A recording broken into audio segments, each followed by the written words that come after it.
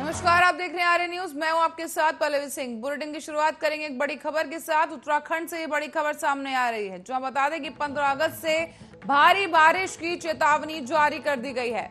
उत्तराखंड से इस वक्त की बड़ी और अहम खबर बता रहे हैं कि 15 अगस्त तक भारी बारिश का अलर्ट जारी है उत्तराखंड में, और मौसम विभाग की तरफ से भारी बारिश की चेतावनी जारी कर दी गई है।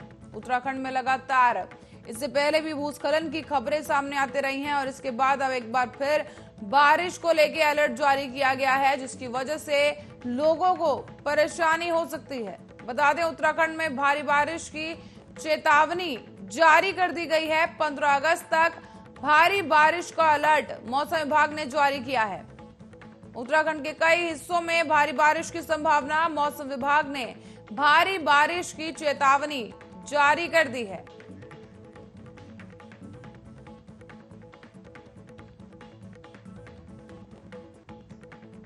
वहीं मूसलाधार बारिश से पहाड़ों की सैकड़ों सड़कें बाधित हो रही हैं। साथ ही आपको बताते चलें कि कई सड़कों पर भूस्खलन की खबरें भी देखने को मिली। और अब इसके बाद रुख करेंगे जम्मू कश्मीर का, जहां पर स्वतंत्रता दिवस से पहले सुरक्षा बलों को बड़ी सफलता हाथ लगी है। बता दें कि नेशनल हाईवे पर हमले की साजिश रच रहे एक पाकिस्तानी आतंकवादी के ठिकाने पर सुरक्षा कर्मियों ने धावा बोल दिया है। बता दें, कुलगाम जिले में एक मुठभेड़ में ढेर कर दिया गया आतंकी को, तो वहीं किश्तवाड़ जिले से हिजबुल मुजाहिदीन के एक आतंकवादी को गिरफ्तार भी कर लिया गया है। बताते चले, अधिकारियों ने बताया है कि कुछ दिन पहले ही आतंकवाद की राह पर निकले मुजम्मिल शाह को पुलिस ने और सेना सीआरपीएफ के संयुक्त अभियान के तहत फतिमुल्ला पालमार के कुलनाथ वन क्षेत्र से गिरफ्तार कर लिया गया है। पुलिस ने उसके पास से एक ग्रेनेड और एक मैगजीन, साथ ही एक AK-47 राइफल और 30 गोलियां भी बरामद की हैं। अधिकारियों के मुताबिक डेकचंद थाने में एक प्राथमिकी दर्ज की गई थी और मामले की जांच जारी है। साथ ही आपको बताते चलें कि कुलगाम में रात भर चली मुठभेड़ के दौरान उस समय ये मुठभेड़ शुरू हुई जब एक इमारत में छापा मारा गया और 2 आतंकवादियों ने जम्मू कश्मीर राष्ट्रीय राजमार्ग पर BSF के काफिले पर अंधाधुंध गोलीबारी शुरू कर दी। सुरक्षा बलों ने आतंकवादियों की आवाजाही की निगरानी करने के लिए ड्रोन की मदद ली, और इसके साथ ही कश्मीर के पुलिस महानिरीक्षक IGP विजय कुमार ने कहा है कि मारे गए आतंकवादी की पहचान पाकिस्तान के उस्मान के रूप में की गई है, जो कि पिछले 6 महीने से सक्रिय है और एक खतरनाक आतंकवादी था। IGP ने आगे बताया कि पिछले 1 सप्ताह से जानकारी मिल रही थी कि आतंकवादी बारामुल्ला श्रीनगर रोड पर काजीगुंड पंथा चौक से राजमार्ग पर हमला करने की साजिश रच रहे थे, और इसी के साथ ही पुलिस और सुरक्षा बल तैयार थे। इससे पता चलता है कि सुरक्षा बलों की प्रतिक्रिया कितनी ज्यादा बेहतर यहां पर देखने को मिली है। जवाबी कार्रवाई के दौरान आतंकवादियों को भागने तक नहीं दिया गया।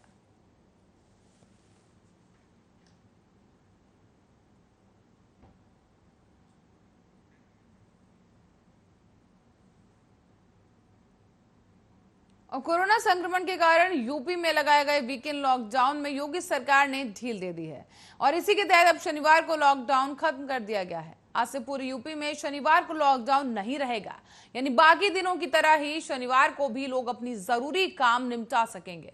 हालांकि योगी सरकार ने अभी रविवार को लॉकडाउन को जारी रखने का फैसला लिया है। दरअसल यूपी में कोरोना के मामलों में गिरावट आ गई थी, जिसकी वजह से सरकार ने ये ढील दी है और काफी हद तक मामलों में कमी देखी जा रही है।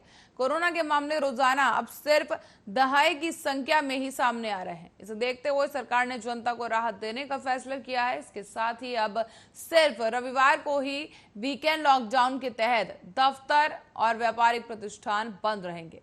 नए आदेश के मुताबिक अब उत्तर प्रदेश में सोमवार को सुबह 6 बजे से शनिवार को रात 10 बजे तक व्यापारिक गतिविधियों की इजाजत होगी, और अब शनिवार को भी दुकानें और बाजार खुल सकेंगे। साथ ही बताते चले कि लोग अब शनिवार के दिन भी मॉल जाकर शॉपिंग कर सकते हैं। यूपी में मॉल को पहले सोमवार से शुक्रवार तक के लिए खोले जाने की इजाजत थी, और अब शनिवार को लॉकडाउन खत्म होने के बाद लोगों को राहत जरूर मिली है। शनिवार को लॉकडाउन खत्म होने के बाद इस दिन मेट्रो सेवा भी संचालित हो सकेगी, और शनिवार को लॉकडाउन खत्म होने के बाद इस दिन मेट्रो सेवा जारी रहेगी।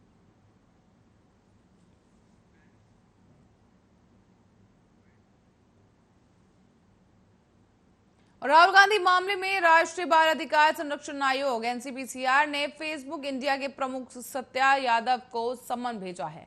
एनसीपीसीआर ने सत्या यादव को 17 अगस्त को पेश होने के लिए कहा। एनसीपीसीआर ने फेसबुक को नोटिस भेजकर राहुल गांधी के इंस्टाग्राम पर रेप पीड़िता के परिजनों की पहचान उजागर करने वाले पोस्ट को हटाने के लिए कहा गया था, लेकिन आयोग के मुताबिक फेसबुक ने कोई कार्रवाई नहीं की है और इसके साथ ही इसके बारे में आयोग को अब तक कोई जानकारी भी नहीं दी गई। राहुल गांधी का ट्विटर अकाउंट लॉक किए जाने से पहले ही ये बवाल सामने आया था और राष्ट्रीय बाल अधिकार संरक्षण आयोग ने ही ट्विटर से कार्रवाई करने की मांग की थी। इसी बीच एनसीपीसीआर की शिकायत के बाद अब राहुल गांधी के ट्विटर अकाउंट को अस्थायी रूप से निलंबित कर दिया गया था। दरअसल राहुल गांधी ने मृतक नाबालिग पीड़िता के परिवार के सदस्यों से मुलाकात की थी, जिसके साथ राष्ट्रीय राजधानी में कथित रूप से बलात्कार किया गया था, उनकी हत्या कर दी गई थी और उसके बाद माता पिता की सहमति बिना लिए ओल्ड नंगल शमशान में उसका अंतिम संस्कार कर दिया गया था। बीजेपी ने आरोप लगाया था कि गांधी परिवार ने पीड़ित परिवार की पहचान उजागर की है, जो कि गैर कानूनी है। इसी बीच राहुल गांधी ने आरोप लगाया है कि ये अमेरिकी कंपनी पक्षपातपूर्ण है, ये भारत की राजनीतिक प्रक्रिया में दखल दे रही है और सरकार के कहे मुताबिक चल रही है। उन्होंने ये दावा भी किया कि ट्विटर की ओर से जो किया गया है वो भारत के लोकतांत्रिक ढांचे पर हमला है।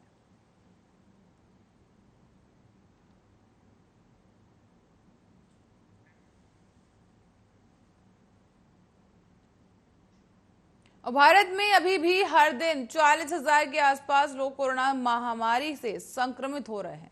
शनिवार की सुबह स्वास्थ्य मंत्रालय की ओर से जारी किए गए आंकड़ों के अनुसार पिछले 24 घंटों में 38,667 नए कोरोना केस सामने आए, जबकि 478 संक्रमितों की जान चली गई।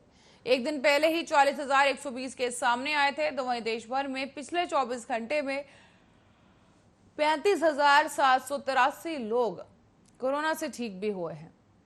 यानी कि आपको बता दें कि कल 2,446 एक्टिव केस बढ़ गए।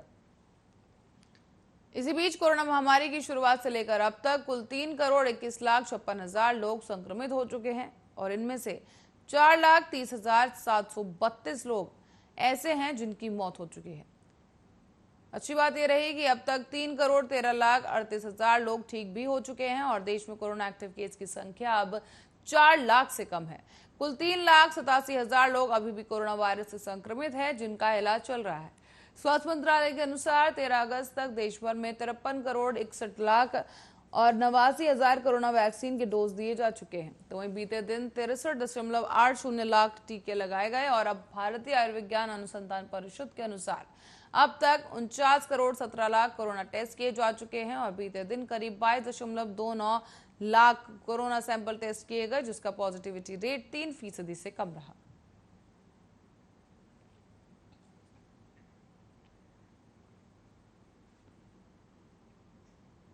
तो वहीं मुंबई पुलिस एक ऐसे शख्स की तलाश कर रही है जिसने महाराष्ट्र के मुख्यमंत्री उद्धव ठाकरे के सेक्रेटरी मिलिंद नार्वेकर को व्हाट्सएप पर धमकी दे डाली है।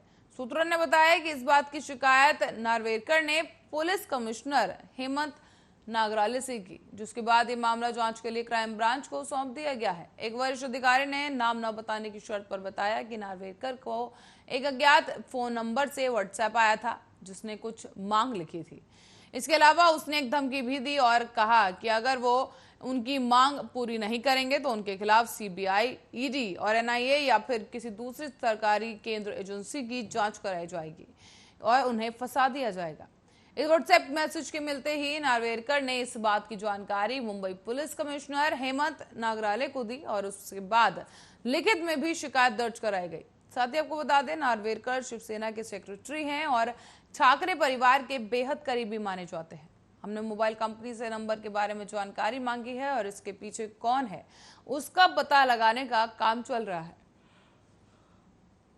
इससे पहले आपको बता दें कि गुरुवार को क्राइम ब्रांच की एंटी एक्सटॉर्शन सेल ने 3 लोगों को भी गिरफ्तार किया था और इन लोगों ने राष्ट्रवादी कांग्रेस पार्टी के अध्यक्ष शरद पवार की आवाज में महाराष्ट्र के सीएम के additional chief secretary Ashish Kumar Singh को फोन किया था और ट्रांसफर और पोस्टिंग की बात कही थी।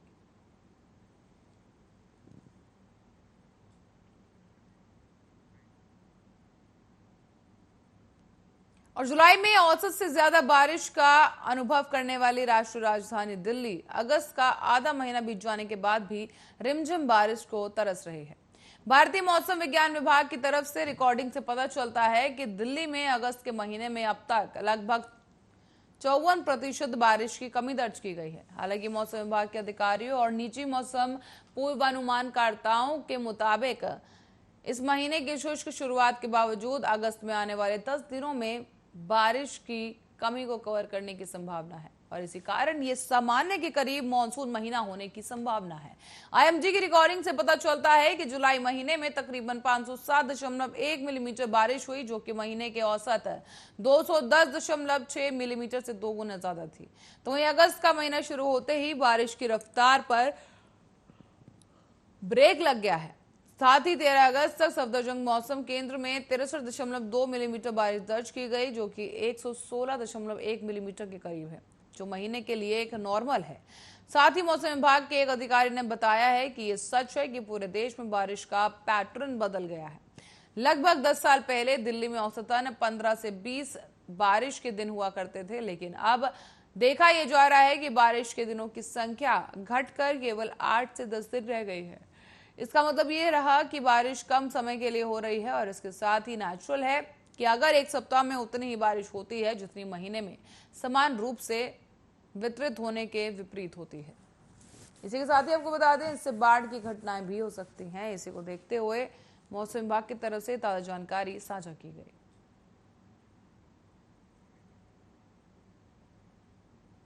और सीएम योगी आदित्यनाथ गोरक्षपीठ के महंत योगी आदित्यनाथ नाग पंचमी के पर्व पर 2 दिवसीय दौरे के लिए गोरखपुर पहुंचे।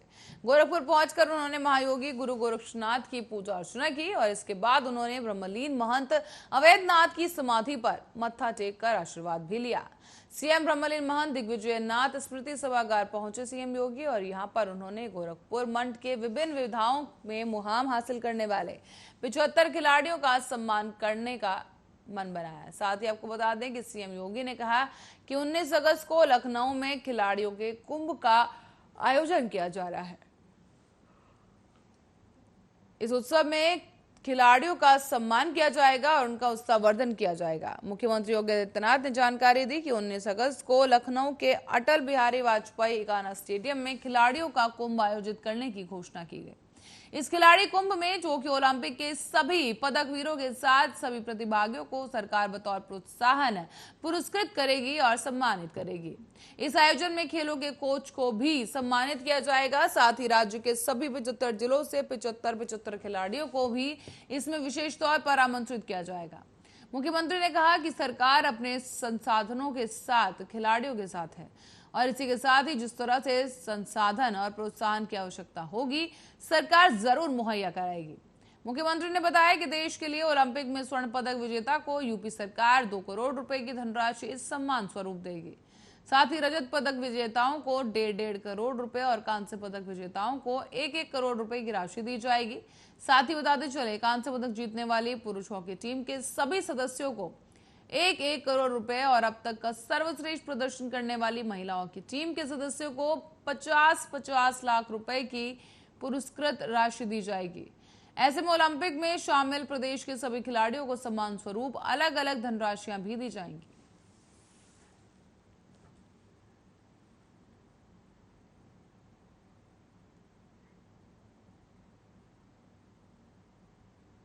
और इसी के साथ ही फिलहाल के लिए खबरों में इतना ही। देश और दुनिया की तमाम खबरों के लिए आप देखते रहिए आर्या न्यूज।